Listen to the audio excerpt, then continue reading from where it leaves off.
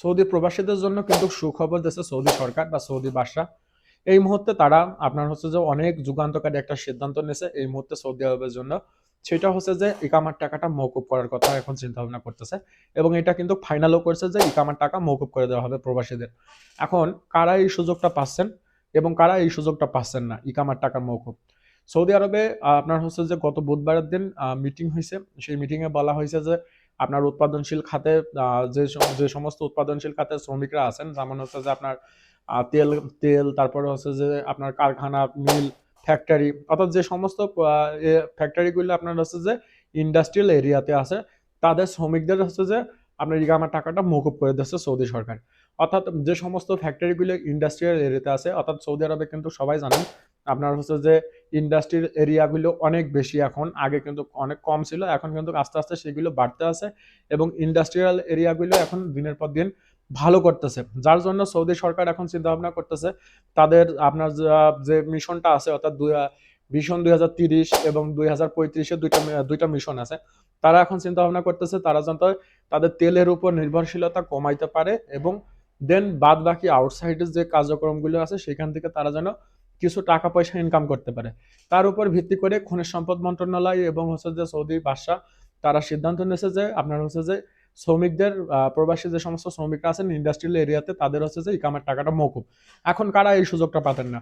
যারা দেখা যাচ্ছে যে আপনার জেনারেল ওয়ার্কার হিসেবে কাজ করতেছেন, আপনার দোকান, হোটেল, তারপরে হসপিটাল, তারপরে হচ্ছে যে আপনার বিভিন্ন আউটসাইড যে সমস্ত পেশাগুলো আছে, তারপরে গৃহকর্মীর যে পেশাগুলো আছে, তারপরে হচ্ছে যে হাউস ড্রাইভিং এর, অর্থাৎ এক কথায় এই ইন্ডাস্ট্রিয়াল এরিয়ার বাইরে অর্থাৎ কোম্পানির বাইরে সেই কোম্পানিগুলোকে হচ্ছে যে আপনার তারা কিন্তু আপনার এই সুযোগটা পাচ্ছে না।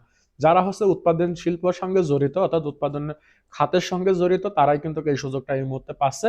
তাদের ইকামার টাকা মওকুফ করে দেওয়া হয়েছে। তাহলে এখন কথা আসতে পারে কত টাকা তাহলে খরচ হবে ইকামার টাকা? যারা শিল্প এরিয়াতে আছেন তাদের কফিলকে দিতে হবে যে হচ্ছে আগে 9,600 রিয়াল ছিল হচ্ছে মক্তব আমেলের ফি, এখন সেটা মওকুফ করে দেওয়া হয়েছে। এখন থেকে তাদের ফি আসবে 650 রিয়াল যাওয়াতের যে খরচটা আছে এবং সাথে তামিমের যে খরচটা আছে অর্থাৎ ইন্স্যুরেন্সের যে খরচটা। এখন মোটামুটি এই দুইটাই কিন্তু খরচ হবে, আর বাদ বাকি কোনো খরচ থাকবে না শিল্প এরিয়ার অর্থাৎ ইন্ডাস্ট্রিয়াল এরিয়ার জন্য যে সমস্ত ওয়ার্কার আছে এবং যে সমস্ত কোম্পানি আছে। এক্ষেত্রে কিন্তু এক সময় দেখা যেত অনেক কোম্পানি আছে, বড় বড় কোম্পানি আছে ইন্ডাস্ট্রিয়াল এরিয়াতে, আপনার তাদের অনেক শ্রমিক আছে, তারা হচ্ছে সময় মতন ইকামাগুলো বানাইতে পারতো না, কারণ ইকামা বানাইতে গেলে অনেক টাকা খরচের ব্যাপার ছিল। তারপরে দেখা যাচ্ছে যে অনেক সময় টাকাগুলো ঠিকঠাকভাবে পেমেন্ট করতে পারতো না। তো যার জন্য এখন এগুলোকে মওকুফ করে দিয়েছে যাতে হচ্ছে যে আপনার শিল্প খাতটা আরো উন্নত হতে পারে, সৌদি আরবের জিডিপিটা আরো যাতে বৃদ্ধি পায় এবং তেলের উপর নির্ভরশীলতা যাতে কমাইতে পারে। এই ক্ষেত্রে অনেক প্রবাসীরা সুযোগ পাবেন যারা আমাদের মতন ইন্ডাস্ট্রিয়াল এরিয়াতে কাজ করেন, কোম্পানিতে অর্থাৎ ফ্যাক্টরিতে, তারপরে হচ্ছে যে উৎপাদন শিল্পের সঙ্গে জড়িত, তাদের কফিলরা এখন অনেক সুযোগ পাবে। যেহেতু তাদের ইকামার টাকা মওকুফ করে দেওয়া হয়েছে সেক্ষেত্রে ইকামার জন্য আর বড় অঙ্কের টাকা খরচ করতে হবে না। আর যারা এই সুযোগ থেকে বঞ্চিত হচ্ছেন তারা হচ্ছে যে যারা বাইরে কাজ করতেছেন, দেখা যাচ্ছে বাকালা, তারপরে হচ্ছে যে আপনার হসপিটাল, গৃহকর্মী হিসেবে কাজ করতেছেন, অর্থাৎ উৎপাদন শিল্পের বাইরে যারা আছেন তাদের কিন্তু ওই আগের টাকায় প্রযোজ্য হবে। তাই এটা বলা যায় যে সৌদি সরকারের একটা যুগান্তকারী একটা সিদ্ধান্ত।